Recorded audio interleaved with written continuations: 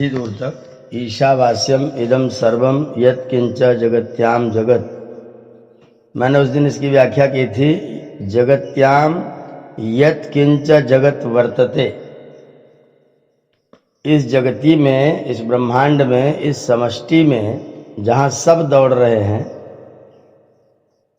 उस समष्टि में जो जगत है, जो गतिशील है, सब दौड़ रहे हैं, लेकिन उसमें कुछ मुख्य हैं, कुछ उनके उप हैं, कुछ सैटेलाइट्स हैं, कुछ उपग्रह हैं, कुछ ग्रह हैं, और सभी मिलके नक्षत्र हैं। जितने भी, जहां भी, जो भी दौड़ लगा रहे हैं, उन सब का सामुदायिक रूप, एक साथ एक जैसा रूप जहां पर ग्रहण किया जाता है, उसका नाम है समष्टि, वो है जगती। उस जगती में जो अंग बन करके गति कर रहे हैं, जैसे शरीर जगती है और हमारे हस्तपाद आदि जितनी इंद्रियां हैं, ये सब जगत है। तो जगती में जो कुछ भी जगत है, या समस्त ब्रह्मांड गतिशील है, पहले तो सिद्धांत घोषित हो गया इस मंत्र से। जगत में कुछ भी रुका हुआ, टिका हुआ नहीं है, सब कुछ चल रहा है। ये सब कुछ चल रहा है। एक परमाणु, अणु मात्र भी कहीं भी कोई ठहरा हुआ नहीं, ठहर जाएगा तो टपक पड़ेगा। चल रहा है, इसलिए जो चल रहा है वही वो है, जो नहीं चलेगा वो रह नहीं सकता है। तो जगती में जो कुछ भी जगत है, तत्सर्वम ईशावास्यम अस्ति, उस परमात्मा के द्वारा आवास्य है, आच्छादन के योग्य है, ढकने के योग्य है, बसाने के योग्य है। परमात्मा ने इसको सबको बसाया हुआ है, उसी ने इसको ढका हुआ है। ये सब कुछ उसी का है, उसी के द्वारा है, उसी से है। और थोड़ा सा ना दूसरे अर्थ में कहिएगा तो ये कहिएगा कि उसी के लिए भी है। हम सब लोग आए हैं, हम सोचते हैं हम इसके मालिक हैं, लेकिन वास्तव में हम इसके मालिक नहीं, हमारे लिए, हम इसके प्रयोग के लिए ही हैं, बाकी है सब उसी का। ये मैंने पहले दिन की चर्चा में आपको एक लाइन का अर्थ पर चर्चा की थी। अब दूसरी लाइन मंत्र की प्रारंभ हो रही है, तेन। ये जो तेन शब्द है वो हेतु के अर्थ में है, कारण के अर्थ में है। तेन माने इस कारण से। जब कोई कहे इस कारण से, तो आप तुरंत पूछेंगे किस कारण से? किस कारण से? क्योंकि ये तुम्हारा नहीं है, इस कारण से।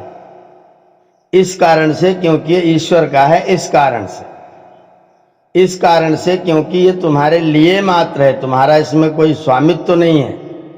इस कारण से क्योंकि तुम्हारा स्वामित्व तो ही नहीं है, तो त्यक्तेन भुंजी था, भोग करिए, भोग करिए, लेकिन त्यक्तेन। त्यक्त शब्द है, त्यक्त, और ये भूतकाल का शब्द है त्यक्ता। त्यक्ता माने छोड़ा हुआ, और उसका तृतीय का एक वचन किया है त्यक्तेन।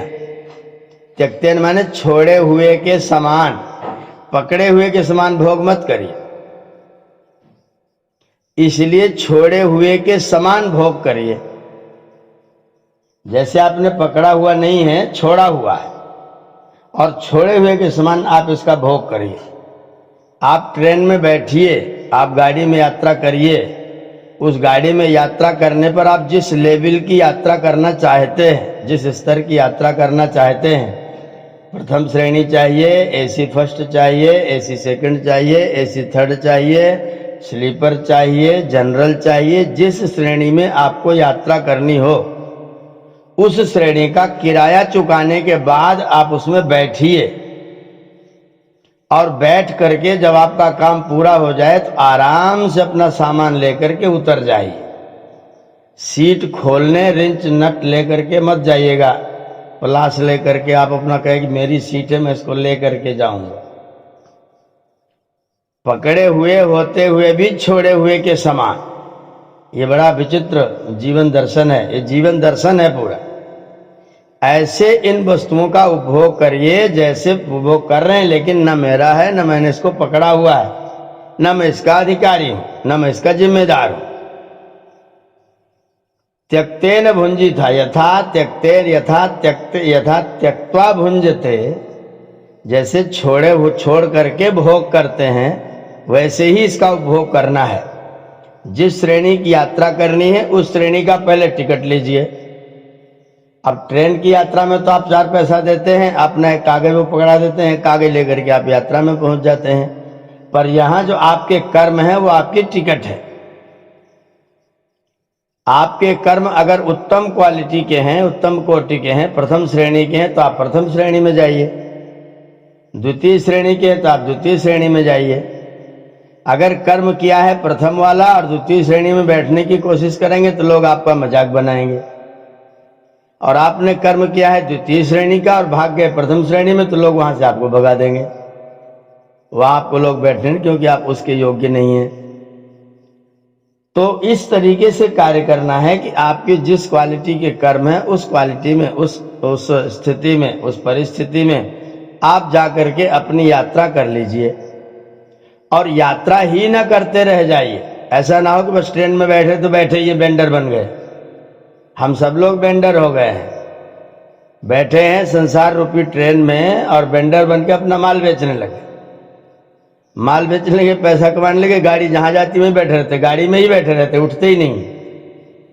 ये गाड़ी आपको वेंडर बनने के लिए नहीं दी गई, ये गाड़ी आपको दी गई है, इसका प्रयोग करिए और यात्रा पर पहुंचिए, स्टेशन पर पहुंचिए, जहां आपको जाना है वहां पहुंचिए, मंजिल देखिए।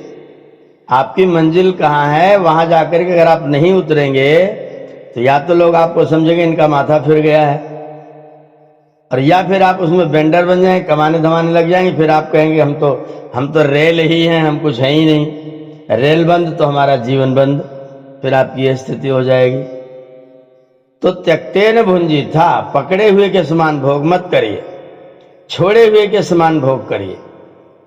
जैसे हमारे भाई हैं, अब मेरे भाई हैं तो मैं उनके साथ में अलग बर्ताव करता हूं, और मेरे पड़ोसी हैं तो मेरा बर्ताव बदल जाता है।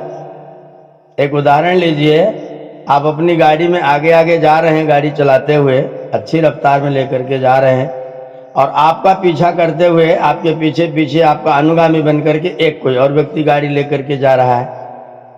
अचानक आपकी गाड़ी के सामने कोई बैल आ गया तो आप एकदम से ब्रेक मारेंगे, लेकिन पीछे वाले की गाड़ी के सामने बैल नहीं आया, वो असावधान है, उसने पीछे से इतनी जल्दी ब्रेक नहीं लगा पाया और आकर के उसकी गाड़ी आपकी गाड़ी में टकरा गई, आपकी गाड़ी ठुक गई।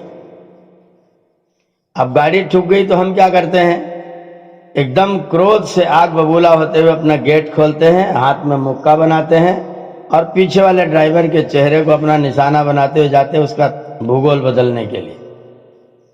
इस भावना के साथ जाते हैं आज इसका भूगोल बदल दो, गाड़ी मेरी ठोकी कैसे। अब वो गाड़ी ठोकने वाले के पीछे जब आप गए तो वहां जाकर के पूछ देखा तो आपकी गाड़ी के पीछे पीछे अमित जी अपनी गाड़ी लेके आ रहे थे। अब आपका जो भूगोल का नक्शा था वो कहां पहुंचेगा। आपके परिचित व्यक्ति हैं तो आप वहां पहुंचेंगे, हाँ अच्छा आप हैं तो कोई बात नहीं, तो मेरी गाड़ी कोई चोटें नहीं लगी, आप हैं तो मेरी गाड़ी कहाँ चोट लगी, तब तो मेरी गाड़ी एकदम फिट है। और अगर इनके स्थान पर कोई और व्यक्ति होता तो, कोई अपरिचित व्यक्ति होता तो आप उससे जरूर झगड़ा करते।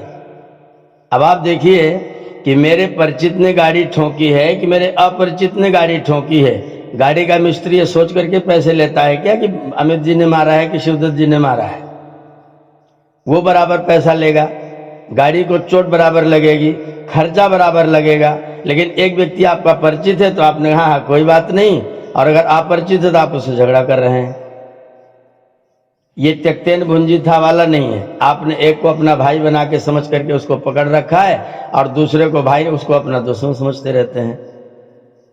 तो त्यक्तेन भुंजीथा का जो सिद्धांत है वो ये कह रहा है कि अपने भाई को भी मत पकड़ के रखो, किसी को पकड़ के रखो ही मत।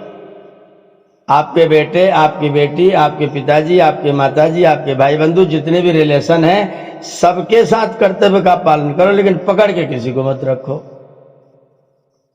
ये अपने हैं ये समझ करके व्यवहार मत करो, सब अपने ये समझ के व्यवहार करो, समष्टि में आ जाओ। पूरा विश्व ब्रह्मांड अपना है, ये अपना जो वसुधा एव कुटुंबकम है, पूरा संसार अपना परिवार है, हमारा उस तरह का व्यवहार आ जाए, यह है त्यक्तेन भुंजीथा। हम अपने अपना नुकसान हो जाए, मेरे कुर्ते में जरा सा कहीं दाग लग जाए तो मैं दाग लगाने वाले से एकदम बुरी तरह से निपट लेता हूं। और भोजन करने के बाद मैं बफर सिस्टम में दूसरे के पीछे से कुर्ते में हाथ पोंछना अपना कर्तव्य समझता हूं। मेरे कुर्ते में दाग लग जाए तो गुस्सा होता हूं, और दूसरे के कुर्ते में दाग लग जाए तो मुझे हंसी आती है। दाग तो कुर्ते में लगा है। अब मेरा तेरा वाला जो मामला है, यहां हम लोग गलती कर जाते हैं। यहां हम लोग भ्रम पाल लेते हैं कि ये तो मेरा है, ये तो उसका है। कुर्ता है बस, मेरा है तो भी साफ रहना चाहिए, उसका है तो भी साफ रहना चाहिए।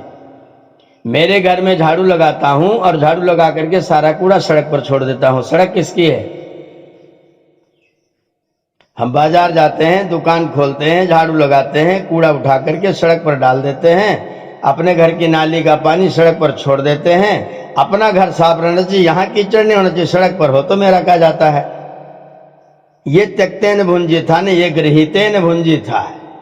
आपने अपना अपना पकड़ रखा, ऐसा भोग कर रहे हैं। पूरा धरती आपकी है। ये धरती परमात्मा ने आपको दिया है, आपके लिए दिया है, आपके प्रयोग के लिए दिया है।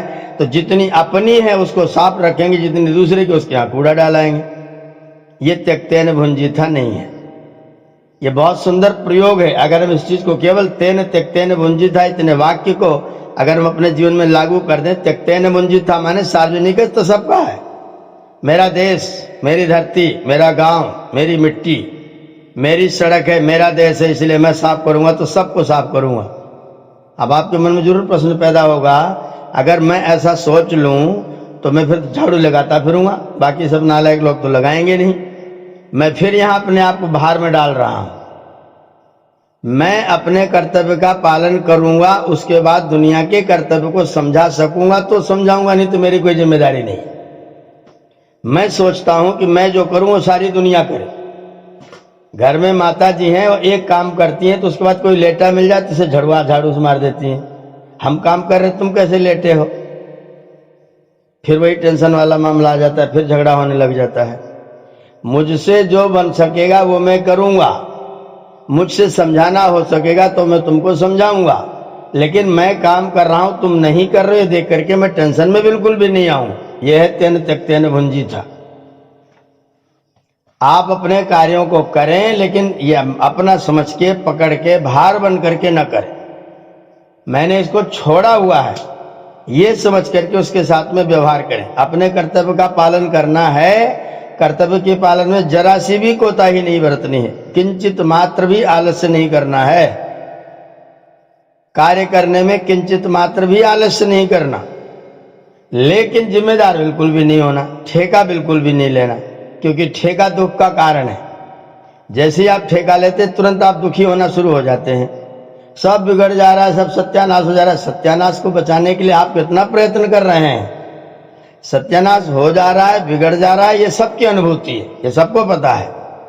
लेकिन जब करने का जो लोग ये प्रवचन करते हैं, एक सज्जन अभी मुझे चौराहे पर थोड़े दिन पहले मिले, मेरे छोटे भाई लगते हैं, गांव के ही हैं, आए थे वो जाने के लिए लखनऊ। मैं गया था यहाँ से किसी को छोड़ने के लिए। अब मेरे पास में आकर के वो कह रहे हैं कि अब बताइए सरकार इतना नियम बनाती है कि लोग अपना मास्क लगा करके रखें, लेकिन लोगों को पता नहीं क्या बीमारी है कि मास्क नहीं लगा सकते हैं, दूरी बना के नहीं रह सकते हैं। तो मैंने कहा तो फिर आप मुझसे इतना पास में आके ये बात क्यों कह रहे हैं? अगर दूरी नहीं बना सकते हैं लोग तो आप ये बात मेरे पास इतना पास में आकर के क्यों कह रहे हैं? और आपका मास्क कहाँ है? तो बोले आदत नहीं है। अपनी आदत नहीं है, दूसरों के मास्क की याद है, अपने चिपटे जा रहे हैं बात करने के लिए और दूसरों को सिखा रहे हैं कि ये तो तुम दूरी बनाकर सोशल डिस्टेंस बना करके रखो। तो मैं दूसरों का ठेका लेने का जिम्मेदार बनता हूं, उसके बाद दूसरों के कृत्य से दुखी होता हूं। कर कोई और रहा है, दुखी मैं हो रहा हूं। मैं जब पुण्य कर्म करने वाला हूं तो किसी और के अपुण्य कर्म से दुखी हो रहा हूं, इसका मतलब मैं कहीं ना कहीं पकड़ रहा हूं, मैं त्याग नहीं रहा हूं। दूसरे के कर्म से अगर मैं दुखी हो रहा हूं, इसका मतलब मैं उसे पकड़ रहा हूं, मैं उसे त्याग नहीं रहा हूं। तो त्यक्तेन भुंजिथा, त्याग पूर्वक भोग करो। दूसरे के कर्म का ठेका लेकर के दूसरे कर्म से आप दुखी मत होइए। आप तो अपने कर्म का फल ही भोग लीजिए, वही बहुत है। हम अपना तो भोगते ही भोगते हैं, सारी दुनिया का ठेका लेते हैं और अपना करते ही कुछ नहीं है। अपने बैठे बैठे मोदी जी को, योगी जी को सिखाते रहते हैं उनको ऐसा करना चाहिए, उनको ऐसा करना चाहिए। ये नहीं कहते कि मुझे क्या करना चाहिए, मेरा क्या नैतिक उत्तरदायित्व है, मैं भी कहीं कुछ जिम्मेदार किसी काम में हूं कि नहीं हूं। ये बिना सोचे हम लोग दूसरों कार्यों में टिप्पणी करके दूसरे की फटी रजाई में अपनी टांग डाल करके और उसको भी ठंडवाते रहते हैं और खुद भी ठंडे होते रहते हैं, जगते रहते हैं। तो वेद का तेन त्यक्तेन भुंजीथा जो मंत्र है वो ये कह रहा है कि आप किसी को पकड़ के मत व्यवहार करिए, आप सब कुछ छोड़ के व्यवहार करिए। यह मेरा नहीं है, मेरे लिए है लेकिन सब मेरा है, या मेरा नहीं है लेकिन सब मेरा है। छोटा नहीं होना है, बड़े होना है, और बड़े होना है तो त्यक्तेन भुंजीथा। किसी व्यक्ति ने सन्यास ले लिया, गृहस्थ में था तो इसका अपना मकान था, सन्यास ले लिया तो सारे देश के मकान इसके हो गए। किसी भी मकान में जाता है, आराम से पहुंचता है, बहन जी आपसे थोड़ी देर बात करनी है और आपके यहाँ 2 रोटी खानी है। तो किसी मकान पहुंच गया, कहीं भी जाकर के भोजन कर लिया और जहां भोजन किया वहां उपदेश दे दिया, तो सारा देश अपना हो गया। और किसी को कोई भी अपना नहीं है। किसी के घर की पुताई की जिम्मेदारी मेरी नहीं है, किसी का घर गंदा है तो मेरी जिम्मेदारी नहीं है, पर घर सब मेरे हैं, भोजन सब जगह मेरे को उपलब्ध है। इस भावना के साथ जब हम जगत में जीना प्रारंभ करते हैं तो हम दुखी नहीं होते हैं, कष्ट में नहीं आते हैं, टेंशन में नहीं आते हैं, बीमार नहीं होते हैं। फिर हम स्वस्थ रहते हैं, तन से मन से बिल्कुल प्रसन्न, आनंद पूर्वक, हंसते मुस्कुराते, सारी दुनिया का काम करते भी मुस्कुराते हुए रहते हैं और टेंशन में बिल्कुल भी नहीं आते हैं। ये सूत्र है तेन त्यक्तेन भुंजीथा। थोड़ा सा इसको और पूर्ण किया सूत्र को अगले चैप्टर में, मां गृधः, लालच मत कर। मां गृधः, गृधा माने ये मध्यम पुरुष, प्रथम मध्यम पुरुष का एक वचन का रूप है, गृधु अभिकांक्षायाम धातु का। तो मां गृधः, अभिकांक्षा मत कर, अभी तो कांक्षा मत कर। किसी को प्राप्त करने के लिए लोभी मत बन जा, लालची मत बन जा। किसी के हाथ में अगर अच्छी कलम है तो उसको तू अपना बनाने के जुगाड़ में क्यों जुड़ जाता है। किसी का मकान ऊंचा है तो तू उसको अपना मकान बनाने के जुगाड़ में जुड़ जाता है। किसी का कुर्ता अच्छा है, सोचते ही तो मेरा होना चाहिए, इसके पास क्यों है भाई। उसी को कह दो तेरा कुर्ता बहुत अच्छा, धन्यवाद आप बहुत अच्छा कुर्ता पहनते हैं, तो उसके कुर्ते को देख करके आप आनंदित हो लीजिए, बहुत अच्छा पहन रहे हो। हम क्या करते हैं कि जब उसके पास देखते हैं तो ऐसा लगता है कि वो बिना मतलब में लटका है, वो मुझे दे देना चाहिए, उसके पास उसको होना नहीं चाहिए। तो ये जो भाव है वो मां गृधा का विरोधी भाव है। वेद मंत्र कह रहा है मां गृधः, किसी भी पदार्थ को प्राप्त करने के लिए आपके मन में लालच नहीं होना चाहिए। जो मैंने किया उसका फल तो मिलना ही मिलना है।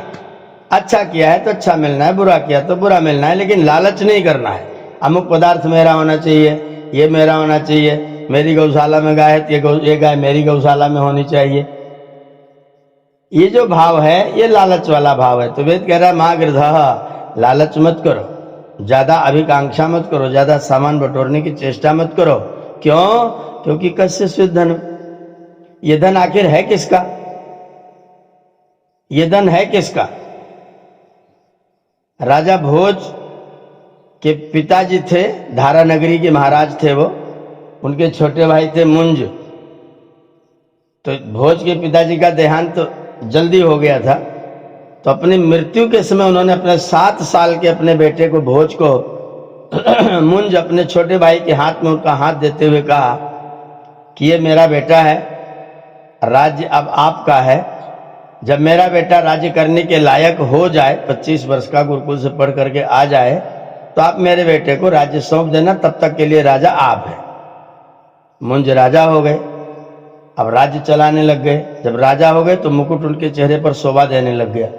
फिर धीरे धीरे मुकुट के प्रति उनके मन में लालसा पैदा हो गई। एक दिन एक ज्योतिषी को बुलाया और बोले देखो जरा भोज का शासन कैसा होगा, भोज कैसा है, इसके थोड़ा भाग्य विचारो। तो उस ज्योतिषी ने कह दिया कि ये 57 साल 7 महीने 50 सप्तवर्षाणि सप्तमासा दिनत्रयम् भोजराजेन भोक्तव्यम सगौडो दक्षिणापथा। भोजराज 57 साल 7 महीना 3 दिन तक धरती पर बहुत अच्छे तरीके से राज्य करेंगे। जब ज्योतिषी ने घोषणा किया तो महाराजा मुझे सोचा इसका मतलब मेरा राज्य छिन जाएगा। उन्होंने अपने मंत्री बीरवर को बुलाया और बोले भोज को ले जाओ, विद्यालय से पाठशाला से बुला लाओ और लेकर के जाना और उसको कहीं एकांत में ले जाकर के इसका कत्ल कर दो। बीरवर ने कहा महाराज ये क्या कह रहे हैं, इतना सुंदर इतना अच्छा बच्चा है और महाराज ने आपकी गोद में आपकी शरण में उसको सौंपा है और शरणागत की रक्षा करना क्षत्रिय का धर्म है, आप कैसे ये कार्य करने लग गए, आपने ऐसा कैसे प्रारंभ कर दिया।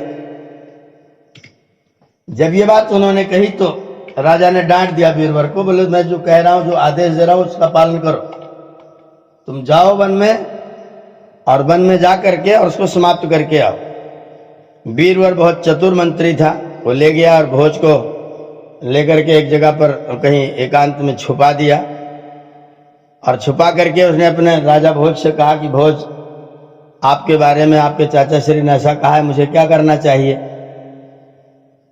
तो भोज ने कहा कि आप राजा की आज्ञा का पालन करिए। तो कहा लेकिन मुझे तुम्हारे ऊपर दया आती है। बोले दया है तो आपकी जो इच्छा वो करिए, आपकी मर्जी, आप स्वतंत्र हैं। बोले अगर मैं तुमको मारूंगा तुम राजा से कुछ कहना चाहोगे। बोले बिल्कुल कहना चाहूंगा, मैं बिल्कुल कहना चाहूंगा। तुरंत भोज ने अपनी कटारी निकाली, अपने ही शरीर में चीरा लगाया, खून निकाला और खून से वहीं वन में पत्ते पर उसने एक श्लोक लिखा। भोज ने श्लोक लिखा और वो कहते मान धाता को मही प्रति कृतयुगा अलंकार भूतो गतः। महाराज एक मानधाता नाम के राजा थे, वो सतयुग के अलंकार थे, कहां चले गए उनका पता नहीं है। सेतुर्येन महोदधौ विरचिता क्वासौ दशास्यांतका, जिसने समुद्र पर पुल बांध दिया था वो दशानन रावण के वध करने वाले राम भी धरती पर अब नहीं है। अन्य चाप युधिष्ठिर प्रभृतयो याता दिवम भूपते। हे राजन, युधिष्ठिर आदि राजा भी देवलोक को चले गए, वो भी स्वर्ग चले गए। नैके नापि समम गता वसुमती, ये धरती आज तक किसी के साथ नहीं गई है। मुंज त्वया यास्यति। महाराज मैं आपका धन्यवाद करता हूं, आपको बधाई देता हूं कि धरती निश्चित आपके साथ में जाने वाली है। ये श्लोक लिख करके भोज ने अपने चाचा के पास भिजवा दिया, बीरवर ने उसको छिपा दिया। जब वो श्लोक मुंज ने पढ़ा कि मुंज त्वया यास्यति, ए मुंज, ए महाराज तुम्हारे साथ धरती निश्चित तौर पर चली जाएगी, तुम लास्ट राजा हो, तुम अंतिम राजा हो, तुम्हारे साथ धरती जाएगी। मुंज ने जब श्लोक पढ़ा तो उसको एकदम से चेतना हुई, गिर करके बेहोश हो गया, मूर्छित हो गया, चलाने मेरे बेटे को लाओ, मेरे बेटे को लाओ, मुझसे बहुत बड़ा पाप हो गया, अपराध हो गया। फिर वो सब इधर उधर करके उन्होंने एक साधु का भेष बनाया, फिर भेष बन के बोले मैं मृत लाश को जीवित कर देता हूँ। ऐसा करके फिर उन्होंने भोज को फिर से जिंदा करके वहां पर राज में प्रकट किया। बोले लो भोज को मैं ले आया हूँ वापस। तो ये सारी कहानी हुई। कहने का मतलब यह है कि धरती किसी के साथ आज तक नहीं गई। वेद कह रहा है कस्य स्विद् धनम, ये धन किसका है? आए थे तो मिला था, जाओगे तो यहां रहेगा और आओगे तो फिर मिलेगा। आए थे तो सब कुछ मिला था, जब आप आए थे तो फूल खिला था, पेड़ लगे हुए थे, गायें दूध दे रही थी, माता पिता सब विद्यमान थे, लोग हमको बधाई देने वाले जिंदा थे, घर द्वार सब बना बनाया था, सारी चीज उपलब्ध थी। और जाओगे तो जैसी रहेगी वैसी ही छोड़ करके सीधा आंखें बंद करोगे और आओगे जब आंखें खुलेगी तो फिर वैसा ही मिलेगा। कस्य स्विद् धनम, ये धन है किसका? जिसको तुम ढोते फिरते हो, जिसको तुम अपना बनाते फिरते हो। इसलिए लालच मत करो, किसी का भी अपना नहीं है। आपके उपयोग के लिए, आपके शरीर की सुरक्षा के लिए, आपके जीवन के उद्देश्यों की पूर्ति के लिए जो धन है वो आपके लिए है, वो आपका एक भी नहीं है। और जीवन के उद्देश्य भूल करके अगर आप केवल धन कमा रहे हैं, आप बहुत भयंकर गफलत में हैं। आप मधुमक्खी बन जाने वाले हैं। मधुमक्खी शहद बटोरती है, छत्ता लगाती है, लगा करके जब तैयार करती है तो कोई आदमी पहुंच जाता है, धुआं लगा के छीन के ले लेता है। हम भी मधुमक्खी हो रहे हैं, ढूंढ ढूंढ के बटोर के रख रहे हैं और एक दिन सब उठा करके बिस्तर पर प्राण भी नहीं छोड़ने देंगे। 4 जने हथियाएंगे, हाथ पैर पकड़ के जमीन पर लिटा देंगे, बेटा जहां से आए थे वहीं चलो। रह लिए बहुत सारी यात्रा तुमने कर ली और इस यात्रा में तुमने अपने उद्देश्य के लिए कुछ नहीं किया, तो उसको ले जाते हैं कंधे पर लाद के और लोग सिखाते हैं राम नाम सत्य है। बेटा तूने वो तो किया नहीं, अब तो मान ले कि राम नाम सत्य है। लेकिन जो कहते जाते हैं वो भी नहीं मानते कि रामायण नाम सत्य, वो भी जानते धन नाम सत्य। आते से मुकदमे की तैयारी करते रहते हैं, आते से मुकदमे की चर्चा करने लग जाते हैं।